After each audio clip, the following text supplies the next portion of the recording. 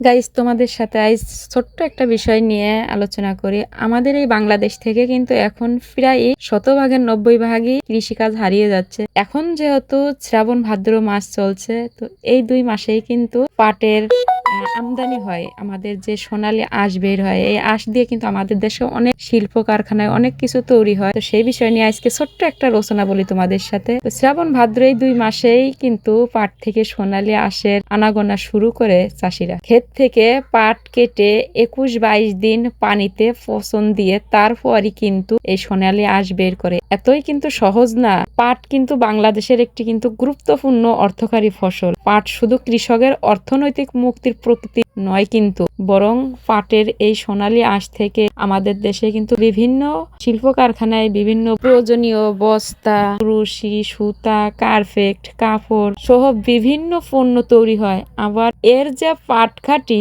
এই পাটকাঠি কিন্তু জ্বালানি রূপে ব্যবহার করা হয়। এই পাটকাঠি দিয়ে কিন্তু গ্রামের বাড়িতে ঘরের বিভিন্ন জায়গায় বেড়া, কাগজ। এটি একটি বর্ষজীবী ফসল। পাটের বীজ সাধারণত মনে হয় চৈত্র বৈশাখ মাসে রোপণ করা হয়, তারপরই কিন্তু শ্রাবণ ভাদ্র মাসে কেটে এটিকে পচন ধরাতে হয়। যাই হোক গাইজ, আজ আমার এই কৃষি বিষয় নিয়ে ছোট্ট গল্পটা তোমাদের কেমন লাগলো আমাকে কমেন্ট করে কিন্তু অবশ্যই জানাবে। আমাদের দেশ থেকে কিন্তু আসলে এই কৃষি উৎপাদনটা উঠে যাচ্ছে, আর আমরা এগুলাকে এখন অনেক মিস করি।